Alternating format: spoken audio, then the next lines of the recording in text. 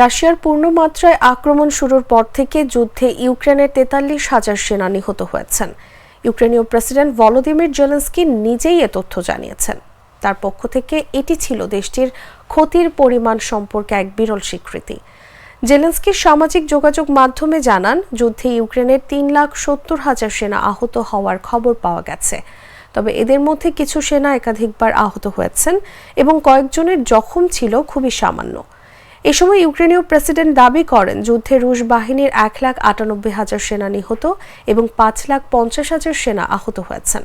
তবে উভয় পক্ষের ক্ষয়ক্ষতির এই তথ্য তাৎক্ষণিকভাবে যাচাই করতে পারেনি বিবিসি।